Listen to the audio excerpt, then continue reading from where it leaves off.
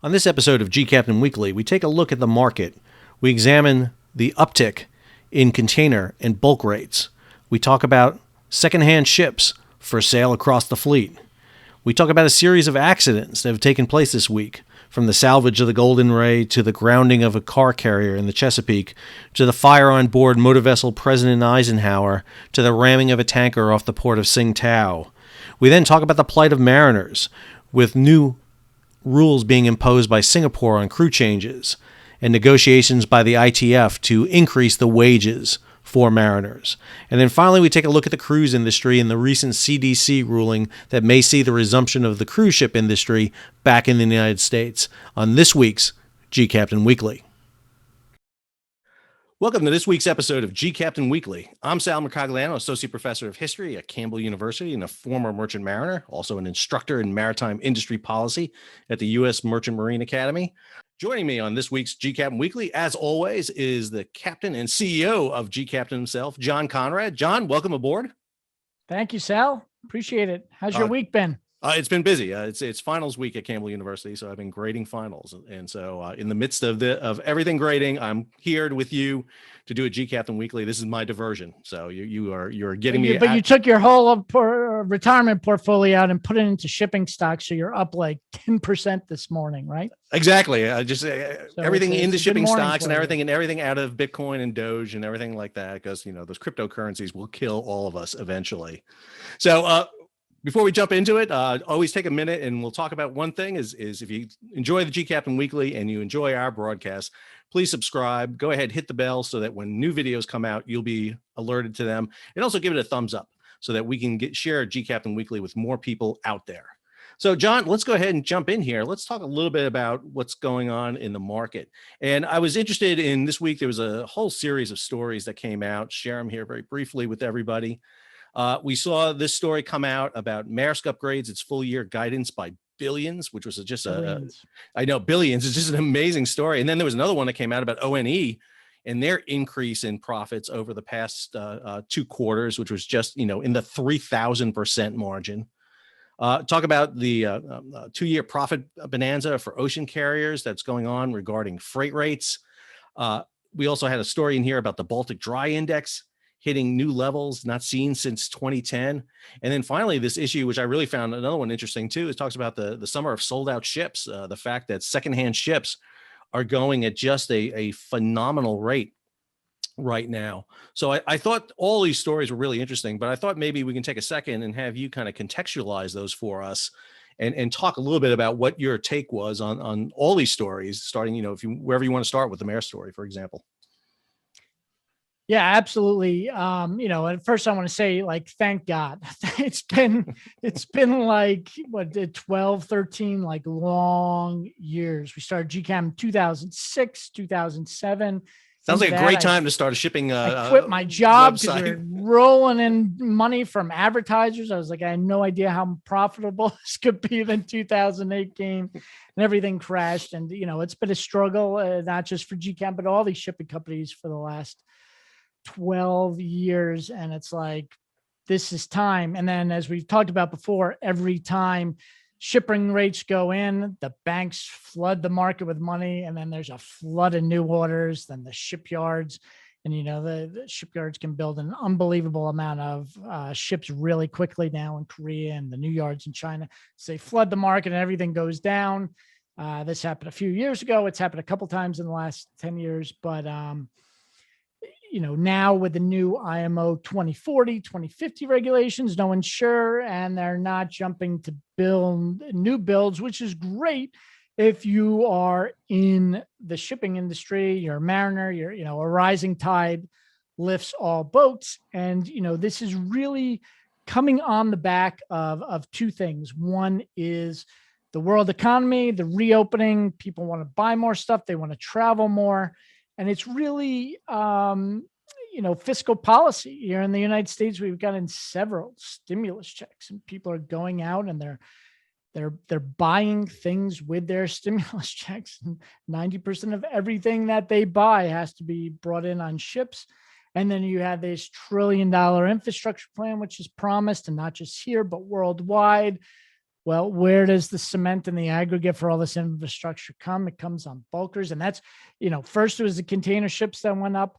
And then it was the dry bulk and, the cruise ships came up in the anticipation of reopening.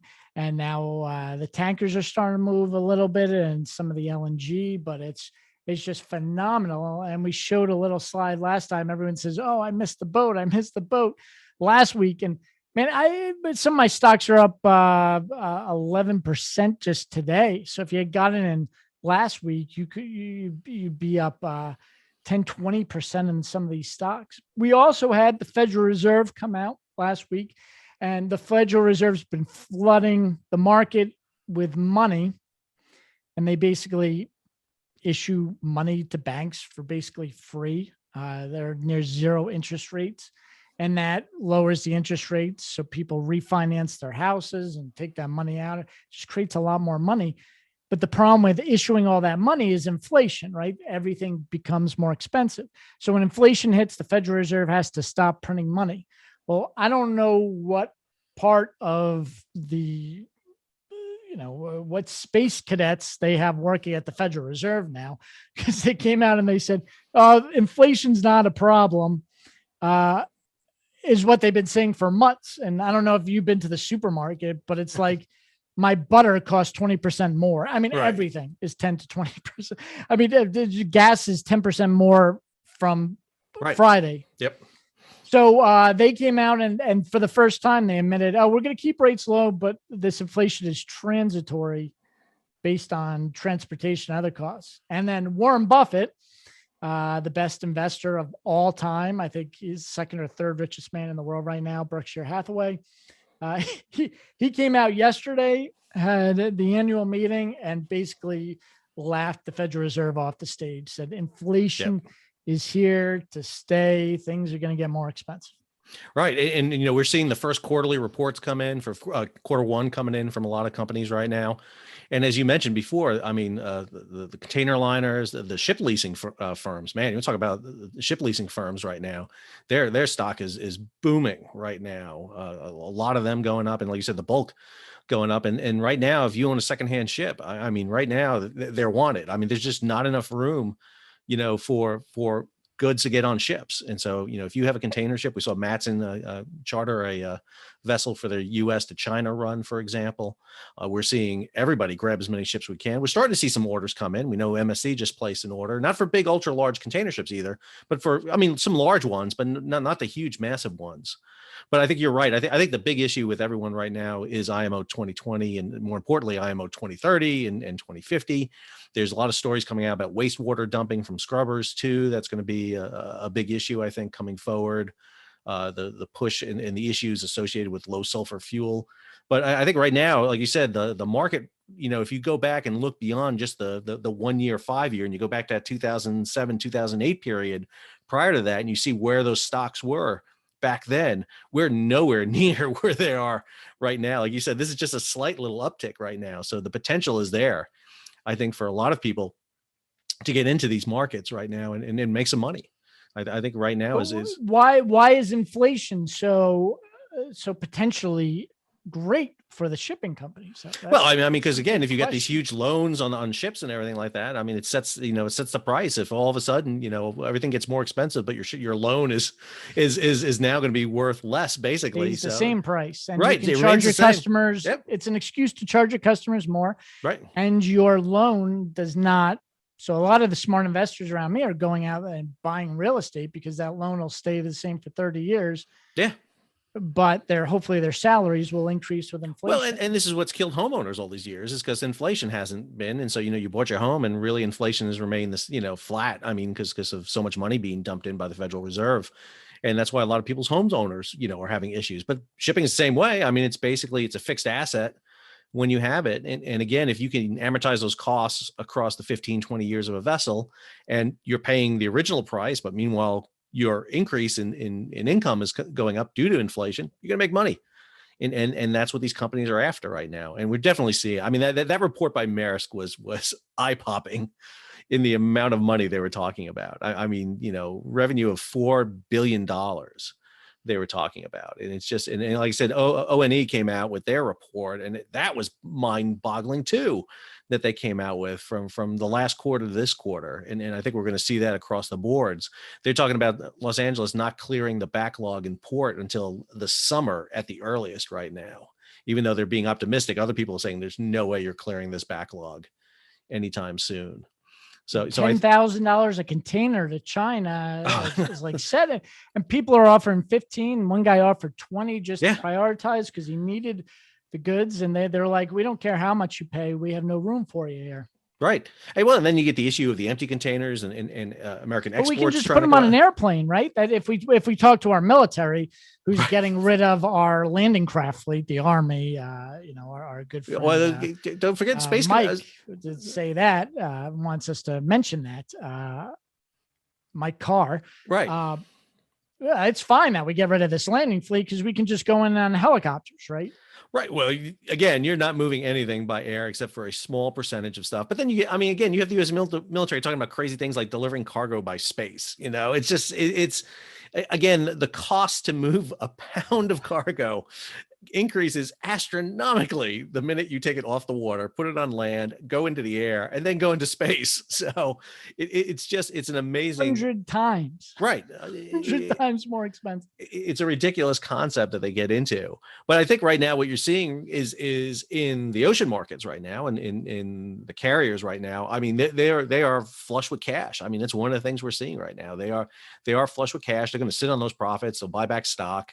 And smart companies like Maersk right now, I think, is sitting on this, waiting to figure out what type of ships to build. I think they're very, they're always the ones. I always watch the Danes. Danes always seem to be the most level-headed group there. They're sitting there watching what's going to happen next. They'll fill their fleet with leased vessels for right now to fill the backfill. But right now they're going to wait and see, because I think IMO 2030, 40, and 50 is going to be a big issue for everybody to figure out. Why bet on a vessel now that you're going to have to maybe reconfigure in 10 years? And just, so I got a big portion now of my portfolio in my retirement portfolio in these shipping stocks. Not that I went hog wild, but because the gains were so big, right, that they're becoming a big. So what could really stop this party? What's going to burst the bubble? What do I have to watch out for as a shipping company investor that can really kill these profits? Well, I think the thing to watch out for is the things that we have already seen. Does COVID all of a sudden shut down global transportation? What we saw, COVID actually spurred global transportation. It actually, there was a brief little hiccup there for one quarter, but I would argue the 3 other quarters of the year were much better. So, they offset any of those slow losses. I think you have to worry more about political decisions, tariffs, and, what we saw with, the Trump administration early on with waging a tariff war against China. Do we get into a tariff war, an actual war or conflict of some kind? Not so much between the United States and China, I would always argue, but a conflict in East Asia could always cause problems, a border skirmish. China's being very, very aggressive toward the Philippines, for example, Vietnam, those type of skirmishes. But that usually, the shipping companies usually profit from those because they have to go around the dangerous areas, right? Right, and that's what you'll see. You see those short. What can make their profits really decline and kill my stock price? I think, again, the biggest thing you would see is a global recession, kind of like we saw in 2000, 2008. It's the issue that we're not thinking about right now. I think inflation, printing all this money. I think the debt. I think they pull back severely, and it causes an abrupt change. That's well, and then you're hearing that a lot too. It's like, we need to build America. Let's stop globalization, which is an impossible thing to do. You can never stop. Globalization's been around forever. Again, ancient Rome was trading with ancient China. There's always been globalization. You're never going to do it. But if there are efforts to do that, and again, it tends to be more political, I would argue. That's the thing that's going to stymie it more than anything else, and a global recession, depression. But again, we have a lot of mechanisms in place to prevent a global depression. We saw that in 2007, 2008. The world economy didn't go off the precipice like it did in 1929 because of a lot of those mechanisms had been put in place because of that. But we've done a lot of deregulation. We've done a lot of things. It's always the X factor. The thing you don't see coming on the horizon is always the thing you have to be worried about. And that's why you need to just not put your money in stocks and shipping, and just turn your back on it and walk away. You need to stay abreast of information, like tuning into gCaptain Weekly right here. Subscribe, hit the bell. Don't follow my stock advice. That was my rule when I was on the ship. I would do not take any stock tips from anybody on board a ship. They always go wrong. Yep. But that political is my biggest. I have a kind of doomsday scenario in my head, and it's along those lines of the political factors. When I graduated from SUNY Maritime College, just 1 or 2 years after you there, Sal. We were a little more than that, but Open 90, was started and it required double hull tankers, but it really didn't take effect till 2000 when I got out of school. And it required these enormously increased build costs you had to build double hull tankers, and the single hulls that were ordered before then started to be phased out. And and then we had a 8-year period of immense prosperity of the shipping world. And I'd say it was kind of led by the tankers and the oil, and it was led by holding those regulations strict. We did not bend on them. We gave grandfather into existing ships, but we said, I don't care how much it costs. We're all going to work together and we're going to build these double hull. That's why you see all those tankers built in the 90s and 2000s. I mean, in the United States, look at the U.S. fleet and they're full of them right now. Right. But that's the political risk, is that the IMO comes and they say, oh, never mind. Or they even a little bit of a loosening or a postponement of these 2040 emissions regulations. So people say, again, gCaptains can be so liberal at times. And why? Well, we want stricter regulations. We want less pollution, because the stricter regulations, the more expensive the ships are. And we still need those ships. We're at a minimum number of ships. We can't have less ships. So the more complex and the more environmentally safe means there are more jobs for engineers to do those systems and learn those systems and work on these ships. But it's going to prevent a flood of low-cost jobs. And that's the real worry.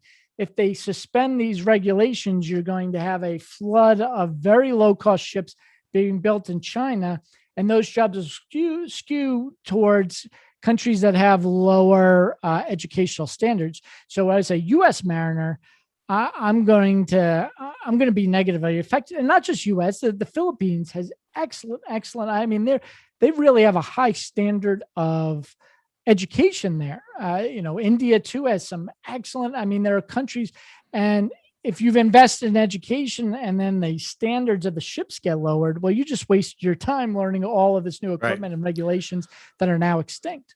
Well, and your rate is going to go down. And I think the flip side of that also too is all of a sudden, if there's overregulation, if all of a sudden IMO comes in and says, hey, listen, we're going to put some stricter, we got to hurry up. We have got to change faster than what we're planning.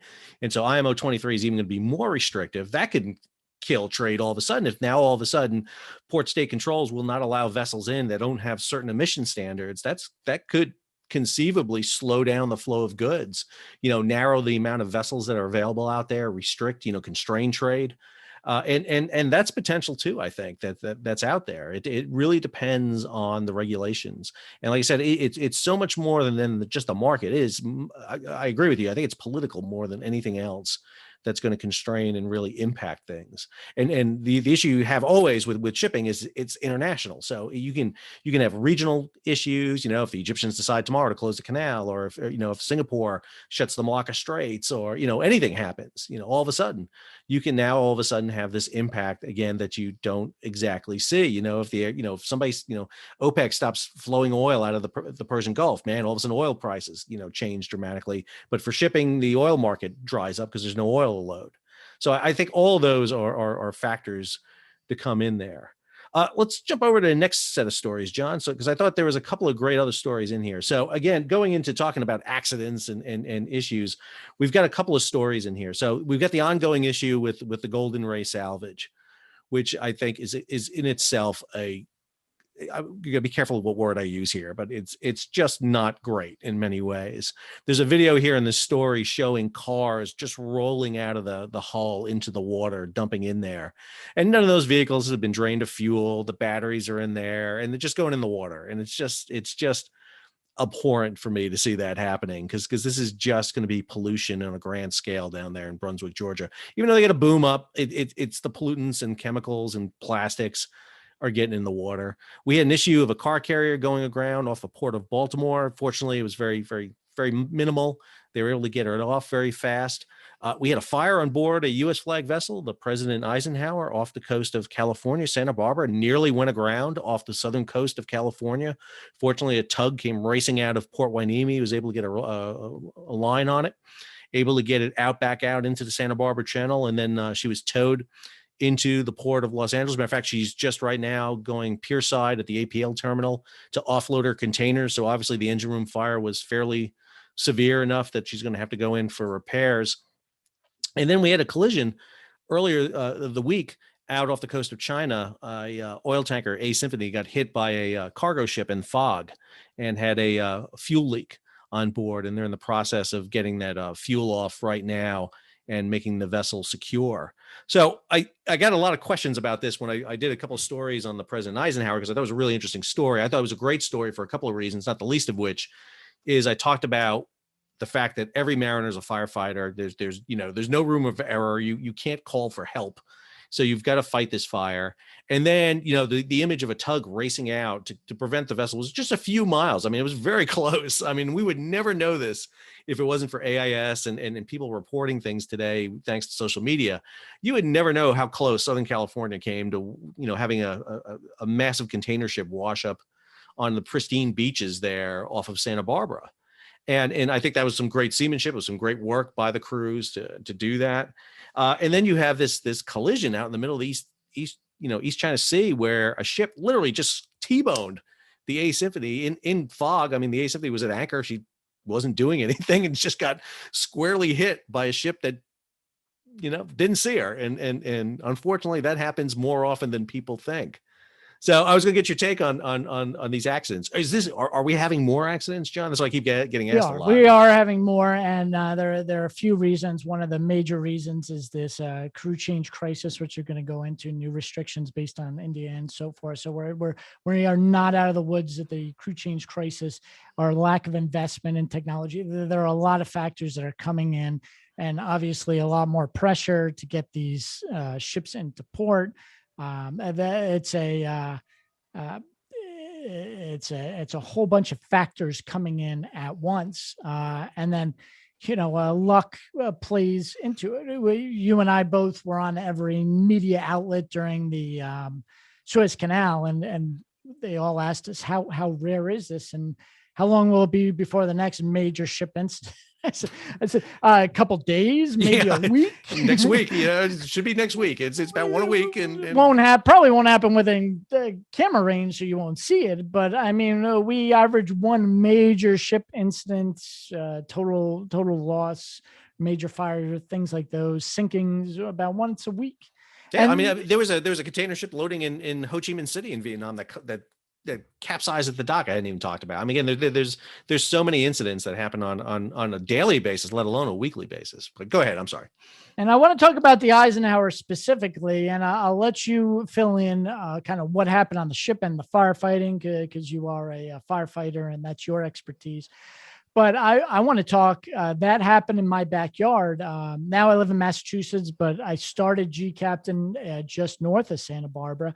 And I've spent a lot of time in those waters. And it happened right at a place called Point Conception, yep, which people call the Cape Horn of the Pacific. It's not nearly as bad as Cape Horn under Argentina, but Cape Hatteras on the East Coast and Point Conception on the West Coast. And I've spent a lot of time sailing there. The Coast Guard used to have a Coast Guard station. I think it was Point Conception, but you also have Hondo Point. Right. Hondo Point is the location of the worst peacetime accident in all of military history. And I'll let you talk about that a little bit. But this area oscillates between thick pea soup fog and just honking honking winds. The first time I brought the SVG Captain, my sailboat, which we actually purchased so we could, with the idea, hey, we're going to sail out during these incidents, and it didn't really work. But the Coast Guard, sailing around there, the first time I came through there, man, it was 60 knots sustained, and I've seen gusts way north of that, and you have heavy seas, and this little point of land just kind of sticks out into the Pacific there, and the temperature differential, because you have real warm water in Santa Barbara and real cold water if you get up to Morro Bay and San Luis Obispo, and that temperature differential just creates a wind tunnel around this point. But the Coast Guard used to have a station there with salvage tugs, and they had rescue boats there too, and they had rescue boats in Morro Bay and Santa Barbara. And then the Coast Guard went to this helicopter, and they put a helicopter station in Los Angeles area, and then they put one in San Francisco Bay Area, and they put nothing in between. They have a cutter station in Santa Barbara, but they closed the station at Hondo or Point Conception there, and they have a cutter in Santa Barbara, but it's not tow capable.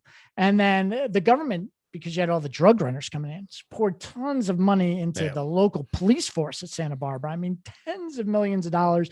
And these police boats have infrared scopes and goggles and optics, and they got fishing games, got grenade launchers and everything else, but they didn't provide money for the fuel. So a lot of these fishing game can never leave harbor because they can't afford the damn fuel costs, and they got these future boats but no salvage tugs. And it got so bad to the point where the Coast Guard Commandant finally went in. Just now, he gave a Coast Guard, his State of the Union address, and said they are prioritizing and going to build the first Coast Guard air station in like decades, I think, at Ventura. So, and I'm happy because I still have a house in Morro Bay, and finally, we don't have to wait for the helicopter to come all the way hundreds of miles up. But again, no salvage tugs. And we saw it with the Bonar Richard in San Diego. You have the highest concentration of high valued vessels. You have one, the Zumwalt is $8 billion. You got multiple carriers that are about $13 billion a piece. And you got, line of destroyers, and they don't have one salvage tug. They do in the port of Los Angeles and Long Beach. Those guys are really salvage minded, and they've had some bad disasters, and they've really gotten through in the best and invested in the right type of vessels to handle situations like this. But as we saw with the Eisenhower, I don't think anyone realizes how real close they came and how much. I mean, they should just be sending bonus checks to the crew of the Eisenhower to thank them. And can you talk a little bit about that what happened at Point Hondo? Yeah. So, I mean, you're exactly right. Point Conception there is kind of like the Hatteras, of the West Coast in many ways. And in 1923, a destroyer squadron was coming down the West Coast of the United States heading for San Diego. And they were using a newfangled technique of navigation, a radio directional finder, where they were monitoring a radio beacon that was right there at Point Conception. So they were actually using the radio beacon. But because they didn't fail to factor in currents and wind, they thought they were on the south side of Point Conception instead of the north side of Point Conception, because the issue with a radio beacon is you can pick it up from two different directions.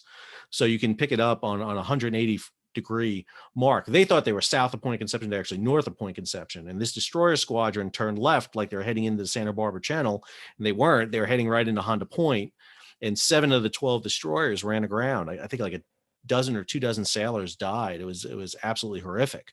And the one that didn't, one ship said, "I'm not going to. You're going to run aground." And they said, "Stay in formation." The admiral ordered him to stay in formation. He said, "Forget that." He turned tail and then got court-martialed for breaking orders. Yep, because none of the ships were doing navigation except this other one. Everyone was just following the lead of the lead destroyer. They were just basically, "I'll just follow them. You're fine." And follow the leader doesn't always work at times, and that didn't work that time. The President Eisenhower got underway from Los Angeles, and she was heading up the Santa Barbara Channel. She had to slow down because there's a slow speed through there because of marine wildlife in the area. There's whales and a lot of mammals in there, so they had to slow down. Once they came through that slow zone, they sped back up.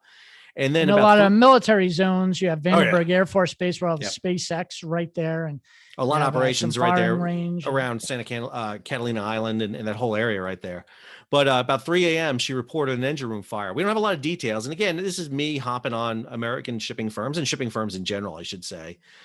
Talk about this stuff, get the information out. I know you don't want to say things, but, here's a engine room fire. We don't know. Did the crew fight the fire? Did they have to abandon the engine room, flood it with CO2? We don't know. What we do know is they were able to extinguish it very quickly. They were able to get the fire out, get it under control, but now they've lost power. And they're drifting. And it was a high wind warning that day off Santa Barbara. The wind was blowing on shore and they were heading for the shore. It can come up quickly. I tell you. Well, they were on quickly. They had 20, 30 knot winds, consistent blowing on shore that day. They had to race a tug, the Maria Brusco out of Port Hueneme. And again, this tug doesn't get there. President Eisenhower is up on the beach at Santa Barbara. I mean, she literally, it'd be similar to the Morro Castle coming ashore off Asbury Park back in the 1930s. This would have been catastrophic. I mean, you would have had fuel spill. Who knows what you would have had right here. She was just a few miles off. I mean, just 2-3 miles off. And she was moving at about a knot. So she's moving a mile every hour. And so, there was a very thin margin. And this tug wasn't a huge tug. This is a harbor tug. So, I mean, she was able to get a line onto her. For a minor port. I mean, Hueneme brings in some large ships, but not very often. No. And especially in high winds. When it's a really bad weather situation, often they'll delay the entry of the ship instead of, because they don't have the equipment, the power. And that's what happens when first it's, takes forever for a tug to get that far north. But even when it arrives, you kind of got to be lucky. It was not powerful enough to, they got lucky with the weather. If those winds really came up, that tug would have been useless. You're also lucky it was President Eisenhower, which is a medium-sized container ship, I think about 5,000-6,000 boxes. She's not a big monster. She's not 15,000 boxes, which go in and out of that channel all the time. They don't have the big ones. They don't go to the 20,000, 24,000 boxes, but because of the port facilities in LA and Long Beach. But like you said, I mean, it could have been catastrophic if a vessel the size of Ever Given or these bigger vessels had been in there. You could have had a grounding, and again, this could have been catastrophic. A vessel could have broken apart. You never know. I mean, we've seen this happen before, and we've seen it with container ships. We've seen it with the Rena. We've seen it with MSC Napoli. We've seen this happen time and time again. And again, this story didn't get told a lot because again, it didn't happen. But I think one of the things that's really important is to highlight this. The other thing this highlights to me, and I mentioned this in a video I did, is that she's one of 6 ships in the APL service that services LA, Oakland, goes out to Japan, Okinawa, Korea, and China. They're used by the military. This is how the military gets their cargo, is on these 6 APL ships that are in this service. And now with one ship out, Eisenhower's out, they're offloading her right now in LA. That's going to impact not just APL service to that area, but it's going to impact the ability of the military to get cargo out there, because APL also has feeder ships that go out to Saipan and Guam, American bases out there. These are essential for national security reasons. And now APL will be missing a ship until Eisenhower gets repaired, and depending on what that's going to be. We just don't know, because APL hasn't really said anything, which is APL is under CMA. So we just don't know right now. So I guess that's, my biggest worry is, we were always taught at the academy, I bring this up over and over, but I think it's so critical that our safety is written in the blood of the generations that went before us. And, right. We had to memorize the Reisenberg saying, and that's one thing was when you graduated 100 years before us, and today, long after us, they continue to say that, but I don't think it's true anymore. I mean, after the Point Hondo collision, and we lost all those worst peacetime disaster and naval history, they built a Coast Guard station there, and they put tugs and rescue boats there. Yep. And it was abandoned 20 years ago. I mean, when the Marine Electric said, we learned you don't hand off inspections to Classification Society, the Coast Guard has to do them. And then we went to the alternative compliance plan. Exxon Valdez, we learned you needed these double hulls. And then the Casco Busan, the container ship, started building these double hulls, but pouring fuel in it. I mean, are we learning these lessons in history? Are we devolving? Are we going backwards? Are things getting more dangerous for those mariners? I mean, Coast Guard used to have, salvage and rescue tugs in key areas just like this for a reason. What happened to them? They got phased out because, again, one of the things that they're doing is Coast Guard has 11 missions, and they got to cover as many missions as they can. And a salvage and rescue tug is unglamorous. No one becomes an admiral commanding a salvage and rescue tug, but when you need it, you need it. It's like having a fire department. If you don't have the fire department around, it's expensive. It's a lot of money, but let's cut it back. I would say we have the fire department around because there's still, the Coast Guard station in Morro Bay. They have those boats that flip over and they have to take special training. And those guys are killer. You have the Air Force at Vandenberg Air Force Base right there. I believe they have boats. I know they have a VHF station. You got the cutter at Santa Barbara. So I think you have the talent there. But it's like a volunteer fire department without a pumper truck. You can have all the firemen show up, but if you don't have a hook and ladder and pumper truck, I think that's the problem we're facing. And that's the thing. The Coast Guard did dispatch assets. They sent a helicopter out. They sent an 87-foot, patrol cutter out. But what's a helicopter going to do? Well, what's an 87-foot patrol boat going to do with a 700-foot vessel? It's not going to do a lot except maybe get the crew off before they go ashore, and that's about it. And again, these tens of millions of dollars given to Santa Barbara Harbor Patrol. Yep. There are all these stories, and it just gets deeper and deeper. There are these stories that I reported on 10, 15 years ago with gCaptain that you just forget about, the tens of millions of dollars spent on marine safety in there. It was all given to a police department to prevent panga boat. And guess what the panga boat drug runners did? Every time they gave more money to first San Diego and then LA and then Santa Barbara, they just go further up the coast. Exactly. And we can't. When I was living in Morro Bay, there would just be drugs washing up on the beaches with the kids. I did a batch of videos. Not unfrequent. It was happening all the time because we don't even have the radar. We got all of these destroyers in San Diego that can spot a gnat flying at 200 miles an hour. But we don't have any Navy ships out there actually patrolling. If you put one Navy ship out there permanently, or Coast Guard, talk about Ocean Station in the Coast Guard, where you had these salvage cutters with salvage capabilities just sitting in the winter North Atlantic, and these heavy weather just waiting for something to happen. And the cutters they have just been eclipsed by the size of these vessels. And again, they're just not in a position to be able to do anything with regard to that. And again, they're big vessels that go through the Santa Barbara Channel. And this is this is an issue that needs to be told. Eisenhower could have dropped her hook. The problem with as I do, Southern California is, number one, the channel is deep as anything. So you're not gonna be able to drop the hook, the anchor, until you're really close in. It's a rocky bottom. It's full of pipelines and other oil machinery down there. So even if you drop the hook, there is no telling what you're going to rip up when you do this, not to mention fiber optic cables and everything else down there. Yeah, it's the hub of gCaptain's headquarters was based right over in Los Osos, California, where all the transatlantic cables come in. Yep. And that's another thing. You have these huge cable length, but no tugboats in the area. I mean, it just seems so basic. You need the bollard pull. That's what we learned at the Suez Canal. You need more bollard pull. Well, we learned that with where's the beef? Remember that commercial? Where's the beef? You went back to it with the Bonhomme Richard. I did that video on when Bonhomme Richard burned, and there was no salvage tugs in San Diego, and there's big ones. And after giving tens of millions of dollars to the small police department boats, there's Long Beach has one. They say we're going to call them up. Yep. And it was just, you lost basically an American warship, one of the largest warships in a U.S. harbor because of lack of marine infrastructure. And that's the sorry story. And you got to remember, there are, again, you had the Edison Swiss boats, but the captain's commercial, there wasn't the training on how to learn it. Like the Navy's got to pay for those captains to go to Navy training, and they got to integrate. So when the incident happens, those captains are getting on the radio begging to come in. Can we come in? The Navy said, no, you guys are civilians. We need first responders to come in. Right. So under this just lack of understanding, you had these beautiful Edison Swiss boats in the harbor with firefighting FIFA capabilities with not pumps that could supply the fire trucks that were on the pier that didn't have enough water to be supplied on the pier. I mean, it was just, again, I did 2 videos on those, and it's a really sad thing, because again, she was just towed out of San Diego the other day, heading to be scrapped in Brownsville, Texas, a fairly brand new, remodified vessel.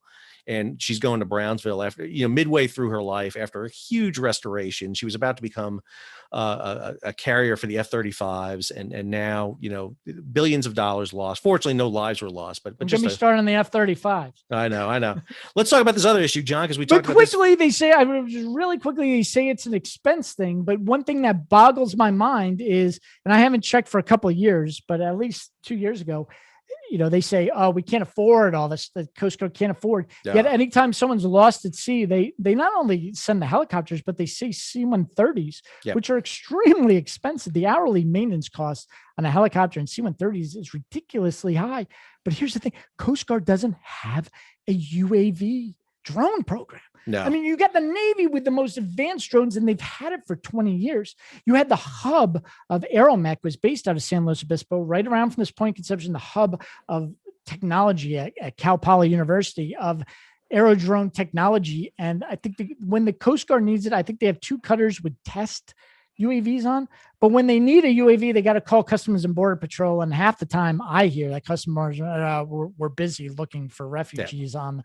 How does the U.S. Coast Guard not have I'm going to start to sound like a crazy man here. How do they not have how do you forget the lesson of Point Hondo and not have a tug? But okay, that's history. I forget. We forget, and we have this. We move to technology, and the Navy does it all the time. Let's have a more advanced technological solution. But then the Coast Guard doesn't have a UAV program. How do they not have UAVs that go out from every major port that does overfly of every major ship coming in before it enters the ports? Or icebreakers, or small boat rescue station. I mean, they've just closed down nearly everything. Coast Guard is the stepchild of military organizations. But then again, we worked for the Merchant Marine, so that was even more of a stepchild. So the second to last story, and we love the Coast Guard. I want to say that we do. They need more funding. It's like I said, Kings Point, double the budget. We need to double that Coast Guard budget, and it probably has to come out of some of the Pentagon spending. Yep. So John, there were these 2 stories about crewing, and I've been hopping on this, and I know you have been doing it too. So right now, crew change crisis 2.0. Oh, now you're going to get me real frustrated. So I know, because we're talking about Singapore. You're just ramping me up here. Singapore's banning the South Asian seafarers, which is just, again, the whole issue. We were at a point last year where 1/3, 400,000 out of 1.2 million seafarers worldwide were over their allowable limits under the International Maritime Labor Convention. So they were over 11 months. They've been at sea. And then you have this story, which absolutely blew my mind, is this one about the breakdown in negotiation over the minimum wage for seafarers, which stands at $641 a month. And the issue here is whether or not to raise it from $641 a month, which again, that was set in 2018. And what they want to do is raise it up to $645 beginning in January 22 and $648, $7 we're talking about over 3 years. And the companies refuse to do it. This works out, by the way, $641 works out to be $21.07 a day. $21.07 a day, which, by the way, is still more than you pay me to do this broadcast on a daily basis. But that we'll hold that for another day. I will get my lawsuit with International Transportation Federation later on. With you later. But those 2 stories together, John. And this isn't even all the ships. I worked for a drill ship, and I remember we had a roustabout who he wasn't classified as a sailor, so I think getting $250 a day. You had the conditions on a lot of these commercial fishing boats overseas, and some of these poor Indonesian fishing boats so this is just an average, ordinary seaman on commercial ships. It's not even all the mariners. It's just a small portion. I should tell people who are watching this, who may not have a background in the maritime industry, even today, when you sign on board, even an American ship, and you go on a deep sea voyage, when you sign your shipping articles, there are provisions in there for how much food you're fed. I mean, because owners would not feed you enough food. And so like, how many ounces of meat per day you're given, and work, breaks and sleep you're allowed, because even under the International Maritime Labor Convention, it still says you can work 14 hours a day without a problem, 7 days a week. That's fine. There's no issue with that. And now we're paying you $21.07. But now you have Singapore sitting there saying, hey, we're not even going to allow crew changes in the biggest maritime hub on the planet. We're not going to allow crew changes coming out of India and Philippines and Vietnam and all these other countries. India mainly because of the absolute spike right now in COVID, which is out. And there was another story, I didn't mention it, but just an announcement that Port Canaveral is going to become the first U.S. port to start administering vaccine to seafarers. So, we're just starting that now. So which is great. They do some great things. And the Pilot Association is one of the most proactive and advanced. I talked to my good friend, Captain George down there, and they're really pushing for some good things down there. We need to push in other ports. All the ports should be. I mean, there shouldn't be guys coming in those ports that aren't getting stuck in the arm with a vaccine if they want it, in my opinion. They really shouldn't, because again, they're absolutely essential workers for keeping the flow of goods going, even though they're not coming ashore, even though they're not, start immunizing when we can and start doing that. We're at a point now where even in this country, people aren't taking the vaccine. So we have vaccine. So there's crazy not to, but this issue, the situation with maritime workers, it gets me going, just like it gets you going too, because India is a big deal. I looked it up. It's the 5th largest source of seafarers in the world. It's a huge number of seafarers and growing. Live in India, and that's just India. I could not find a combined. You add in Pakistan, which is huge, Sri Lanka, all of it's the whole region. Crew and it's not just crew, anyone who transit through there. Yep. So if in the last 14 days you were coming from somewhere else and just stopped off in India briefly, or your ship, they don't talk about, they say the airport, but if the ship stopped off in India and then you can't crew change in Singapore, which is kind of the next hub. So you got a whole dark region of the world, right? We had a story, I remember early in 2020, about midway through 2020, of a bulker coming out of Brazil heading toward China. And the captain, which was an Indian, the all Indian crew, much like the Ever Given, they diverted to India because he couldn't get his crew relieved. And so, he got his crew relieved, got himself relieved too in the process for diverting his vessel. But we saw some captains take some measures in their own hand. This is going to have huge ramifications. Like you said, India is a massive crewing entity. The crew on Ever Given's Indian. We've seen this, throughout. And Singapore, I can understand Singapore's hesitation with what's happening in India, but this is going to have, if you can't get crew on these vessels, we already have there's a crew issue right now because crews were on vessels for so long. A lot of the replacement crews found other jobs. They've done different things. And then some of the crew that finally do get relieved after being on a vessel for a year don't want to go back for fear I'm going to be stuck on there for another year. And there's a shortage. Right. If you go look at the price of the shipping container, parts of there was a mariner shortage, there's a hull shortage, there's an actual container, just the box. There's a shortage of just the boxes. So even if there was room on the ships, there isn't enough boxes around. There aren't enough mariners to sail it. There aren't enough pilots in the port. We talked about this congestion. Well, it takes 3 years in some of these ports to train a new pilot. So you can bring as many ships as you want into a port like Long Beach and LA, but those pilots are starting to get overworked because you can't just hire a new pilot and have them work the night shift. Right. And I think this is the big issue we're having with, basically what we have hopped on a lot with infrastructure. If you don't have the proper infrastructure, and infrastructure isn't just ports and chassis and railway, but it's workers. It's workers. You got to have that maritime infrastructure. You got to have the education to train those workers. You have to have jobs for those workers. You got to have ability to rotate those knowledge workers. And technology. Right. And I think that's look at again the Containership off of Santa Barbara. No one I think very few in the Coast Guard, and there's some excellent mariners in the Coast Guard, but there are also a lot of aviators and guys who do everything and policy guys. Very few in the Coast Guard and pretty much none in Congress Santa Barbara is probably the most environmentally forward and the wealthiest. It's where Prince Harry lives in Santa Barbara. This was going up on Prince Harry's beach and Meghan Markle and Oprah's. This is probably the wealthiest one of the top 5 wealthiest zip codes in the country. And these people and the politicians, they have enormous wealth and enormous political influence, but they don't have enough maritime knowledge to see how close it really came and how it's going to happen in the future. We're lacking that knowledge. And then there's no technology. So you have, just north of there, you have Santa Barbara, the Oprah, and the wealthiest Californians there. Then you have Point Conception, and then you have Silicon Valley. And the technology, there's no vessel traffic service. There's no, which is the maritime version of air traffic control. There's nothing there. There's a guy, a watchstander up in Vandenberg because it's high military. And then you have Diablo Canyon, and all of these things relate. I won't bore you into specifics, but my good friend Chuck Castro was in charge of the Fukushima response team for the National Regulatory Commission. And he came to me and he said, John, I think there could be a maritime solution.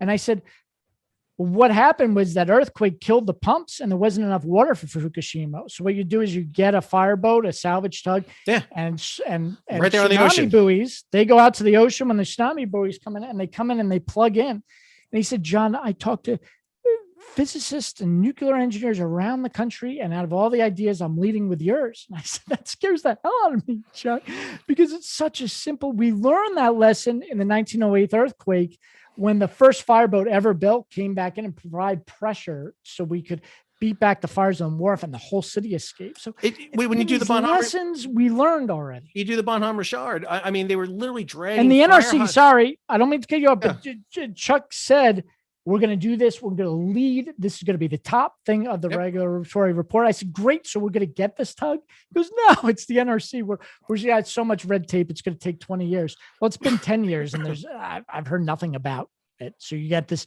nuclear power plant that they ended up closing down. It all ties together. Well, no, I mean, when you look at the Bonhomme Richard, for example, she had just come out of shipyard, so her plant was down, so she had no power, she had no way to pump water, and they had to drag fire hoses from fire trucks on the pier onto the ship. Whereas you should have been able to, most commercial ships have this ability where you bring a tugboat alongside, they hook into the fire main and charge it through the tugboat, and then you fight the fire from the ship. You don't have to drag hundreds of feet of hose and try to fight a fire that way. But again, we just lose this concept. The Navy had the best salvage courses in the world, and they still do for submariners. Yep. But they've outsourced all their salvage is done by 2 companies. They've outsourced all their salvage operations. It's Don John Smith that does sold it. All but 2. I think they have 2 salvage tugs left. 2 salvage tugs and 3 fleet tugs. They're building new ones, but again, I go back to China's building them. China's building land. Well, they know. China's building salvage tugs. Well, Russia has them with them, their fleet all the time, but they break down all the time. So it's a good idea to have and icebreakers with them. That's true. But you just had the chief of naval operations testify before the House Armed Services Committee, and he talked about the fact that, building sea lift vessels, which are commercial vessels, basically for hauling military sea lift, is second priority. But what we're going to do is we're going to buy used vessels. And they did a market survey last year, and he said, I could buy new used vessels for 20, 30 million. I said, and it's like, no, you can't anymore, because now vessels have spiked in price. You've also done a survey. Do it. You gotta actually do it, right? Well, then they do a survey. So they go to the vessels, so they know which vessels the government wants. So that's going to escalate their prices even more. But then again, it misses the biggest point, which is, without a commercial building infrastructure, this is why Navy shipbuilding is so expensive, because that's the only shipbuilding in town. There's no market except for them. And if you look at like the Chinese building their warships, right next to their berths are container ships and tankers. And, they're able to get workers to swing between. The commercial yards often don't want to build commercial ships because the premiums aren't as rich, right? Well, yeah, the government. You only have so many dock spaces left in this country. There's a real shortage of dock spaces, and if you use that dock space for 4 to 6 months to build a commercial ship, that's dock space as a loss to a more profitable. You build a container ship for a company. The company may go bankrupt. They may, default. They may not. Now, the government's not. The government, it's, if you're building a destroyer for them, they're going to buy the destroyer. Eventually they're going to buy it. And even if it's a couple of million issue here and there, they're still going to buy it. I think that's the big issue. All right, let's talk about our last story, John, and wrap up on here on a happy note, if it's possible for us ever to have a happy note. And that is, it looks like cruising is coming back to the United States. You'll be able to get on your cruise. I know, John, you are a master of cruising. You enjoy nothing better than sitting on the Lido deck with your cocktail watching the ships pull out of port and everything like that. Do you go on cruises, John? I'm mocking. That's John absolutely right. I cannot imagine something I want to do more. That's something I absolutely want to do. But my problem is I married a mariner. My wife is a licensed second mate, 1,600 ton captain, and she refuses to go on cruise ship. She says, "No way, I am not doing that." So God, I was just like, I even hate to say so I this can't, phrase. I can't spend my money on cruise. I'd even go, she's like, "Go without me." And I'm like, "All right." I go book the ticket. And it's funny because, these cruise companies give Instagram influencers all these. So someone at the cruise lines, please give Sal and I a ticket to go check out this reopening. Get me clear. I was just like Target. Cindy. I love you guys. I want to sit at the Lido deck. Yes, yes, yes. I hate saying this, but I was just like Cindy. It's like, man, I can never envision myself going on a cruise on a boat where I'm not working. To me, it seemed like so ridiculous that I would never. I'd be there. Even when it sinks in their proms, I'm going to be sitting there reporting from the. My wife finally convinced me to go, and I got to say, I loved it. It was so much fun to be on a boat that I was not working on, that I could just sit there with a cocktail in my hand and watch everything happen, and also explain to people. Like, I could tell you exactly what's happening right now. I enjoyed it immensely. But again, one of the things I think we're seeing right now is this restart of the cruises is kind of, we got the issue with the CDC first, whether or not you can go out of US ports. Now it looks like maybe mid-July, late July, they're going to go ahead and give the approval to do it. But then you have the issue with Canada prohibiting cruise ships from stopping in their ports, which is going to impact the Alaska trade because of something called the Passenger Vessel Services Act of 1886, which basically says you have to stop at a foreign port before returning back to an American port. This is why the Love Boat had to go to Mexico all the time, and Julie and Doc and Gopher had to have fun hijinks in Ensenada and Acapulco. But now all of a sudden we're having this issue come back up, and again, I have to say that the shipping industry is snobs toward the cruise industry. They don't view them as the same way. There is huge. And vice versa. Oh, I know. It's so funny for me to watch it, because I always lump them all together. And man, the bulk trade, the tanker guys, the container guys don't like the passenger liners, and the passenger liners don't like the container guys. It's very funny for me. Often the tanker guys don't like the container guys. Well, tankers don't like anybody. Guys. Tankers don't like anybody. I'm pretty sure about that. But I think I was a tanker guy. I loved everyone. So I'm a lover of all people. But here's it's a huge industry. And you had this weird scenario this week of Senator Mike Lee from Utah going to bat for the container lines to basically repeal the Passenger Vessel Service Act, so that foreign flag vessels, again, this is again huge consolidation. It's Royal Caribbean, it's Norwegian, it's Carnival. They control 80% of the world passenger trade is those three companies. And all of them are headquartered in Southern Florida, but none of them are incorporated in the United States: Panama, Liberia, and Bermuda. And here's Senator Mike Lee going to bat for them, and he's arguing it's for the benefit of the Alaskan tourist trade, for those Alaskans. That's who Mike Lee is representing, those Alaskans.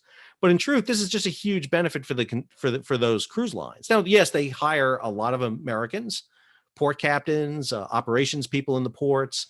They hire people to load cargo on and off the vessel, but the majority of the personnel American pilots. I have friends who American pilots. We talked about the Port Canaveral is a big cruise ship port. Alaska, and there's some Americans. There's some American crew members on board. I mean, Kate McHugh is probably the most famous, the captain out of Cal Maritime. I was going to ask if when we go on a ship, which ship do you want to go on? And I want to go on Captain Keats. I'm a huge fan of Captain. Oh yeah, I think she's fantastic. But I think she'll also tell you how tough it was coming up through that, and the poor being married wages. To a mariner. And the poor wages. Fully. And that's why we keep promoting women offshore in WISTA and telling people to get out there. I think if anyone has an opportunity, I would, next to subscribing to gCaptain, of course, and hit that subscribe button and the bell so that you get new videos.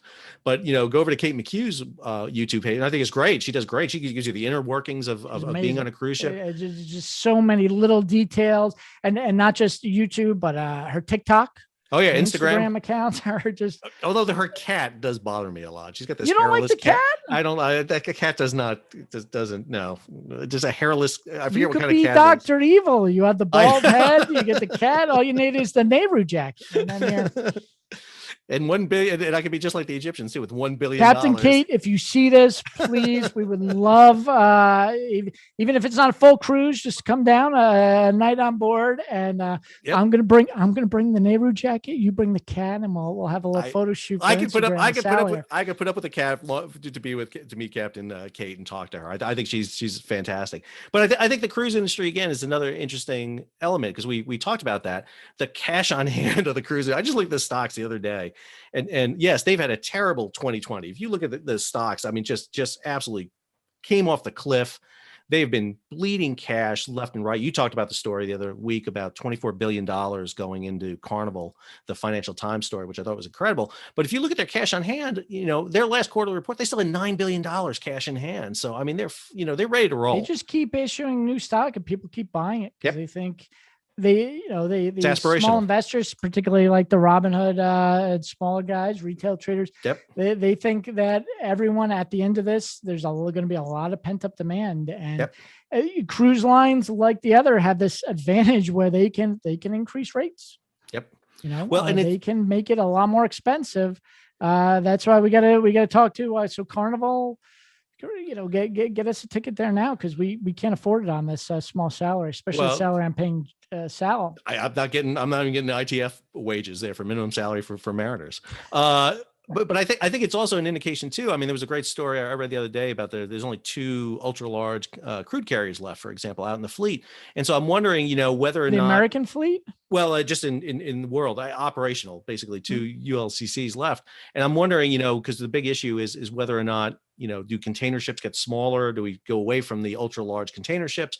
And I think the cruise ship industry is going to face that issue too, coming out of this. Are we going to see the big Oasis of the Seas with 6,000 passengers on board? Or, are we going to go back to medium size cruise ships because of the issue with, COVID and coronavirus? I think it's gonna be interesting to watch, see what happens. They're kind of committed now because of the shipbuilding. I mean, they've committed to these large vessels. We see them coming off the ways at Fincantieri, at Meyer, at Chantier de l'Antique. You're seeing them being built now, and you can't really stop them. But the question is, do they retool them for less passengers on board? It'll be interesting to see what happens with the cruise industry going forward, and them. I think fewer passengers is makes it a lot more safer. So I'm torn again. My wife will go on, but I would love the amenities of that big ship. You see that Oasis of the Sea. They got a central park with plants and all these stores, and I would love that. But then if something happens, you're fighting 6,000 people, and I know they train and they got procedures and everything else, but you're not going to get 6,000 people off, as we learned with the Costa Concordia. No, and there's a whole other and issue. I know you're going to go first, Sal, because as a volunteer fireman, you're going to be going down helping the women and children.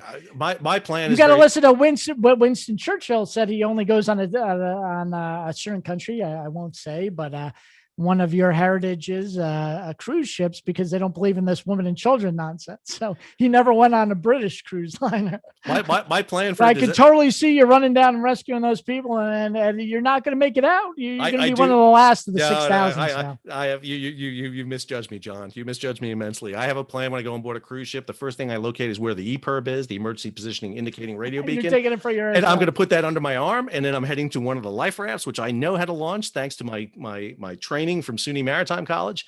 And me and my family are going to be the 3 of us in a raft with the EPIRB sitting there right between my legs, waiting for the rescue to come get me and my family. Everybody else, sorry, that's it. I'm going to use my maritime training to the best ability to get off the vessel. I don't know if Captain Kate's going to invite us on now if you steal her EPIRB, Sal. I'm not going to. Everybody else, you can rescue everybody else. I'm just going to make sure that they're going to come get me first. She's going to put you on bread and water if that EPIRB goes missing. If she doesn't, she may, but it doesn't diminish the fact that we think Captain Kate is great. And again, she really is. I think we're not joking. Go out and watch her videos. Subscribe. No, please do. Because we need that sea awareness. Yep. And I think she does. Admiral Seafarers, you want to talk briefly? He sent us a little note. He wrote you. He's an author. We love his books, but he always talks about what does he call it? Sea awareness, or what's his term? Admiral Stavridis, who was former NATO commander. He was commander of Southcom, 4-star admiral. He's got a brand new book out called 2034. That's really high up there on the charts. And writes directly to Sal. I've been writing him for years. I don't get a reply. Suddenly I CC Sal, and The good admiral writes me right back. He was very nice to compliment me on an article I wrote for Proceedings. So he was very nice, and he's actually over at Proceedings right now with the Naval Institute. But yeah, I think, sea awareness is really important, and I think pages like what Kate does is really important. And there's others out there who do it. There's a second mate for Maersk that does a great job. There's a good buddy of ours that does the engineering side of that. Eric Barton. And I think those type of things that when they get done and done right, people can go and see sides of the maritime industry that in the past you couldn't see, but now Steam you guy, can. Eric Barton's Steam guy. Yeah, it's great. If you want to see how the engine room works and different aspects of the engine room, Kate does it on board, the bridge and as a master of a vessel. There's another one I'm blanking on him right now, but he's a second mate. It works for Maersk, and he does a great job too. And he does, and not just US. You got Jeff HK, amazing. You start with these time lapses, and then I called him up and got angry at him last time he came into New York because he didn't give a call. Chief Macayo does a great job too. But man, his videos are amazing, and that's what I wanted with gCaptain is this international. We got to stop this fighting between tanker and cruise, and we got to and different nationalities. We're all in the same boat. And I think that's what we're learning from COVID. We're all facing the same problems. Well, John, I think that's what we aim to do. We try to bring together all these kind of myriad pieces that go on in a week in the maritime industry, kind of package them together in a nice little bow so people can take this, digest it, and then go off and do more research and look at it, browse the pages of gCaptain, punch through a story, see what's going on. There's links in a lot of those stories to more stories and more events that you can do. The archives at gCaptain is great search engine. So you can go in there and find these stories. And again, follow us on YouTube so that we can keep you up to date when stories happen. And unfortunately they do happen a lot. John and I can come in, we can get some expert opinions and assistance at times to come in and talk like we did with Ever Given. And so I think that's one of the utilities we have with a platform like this that allows us to kind of talk to everyone who's in the field, in the different branches we talked about, or maybe just outside the industry trying to learn about it. So I think it's a great opportunity. John, any last comments before we sign off for this week? No, I mean, all those people that we mentioned are all passionate, and they believe in that one world, but all helping each other. One hand for you, one hand for the ship. Cam Kid, again, I keep bringing her up, but she spent hours. I saw her doing interviews with Indian captains, hours, and just with a smile on her face. Like that's the we need more maritime ambassadors like her. And there are other Ali Sedino, women of show. I could go on and on, but we got to encourage these people and help subscribe to their YouTube and share their videos. It's so important, guys. Yep.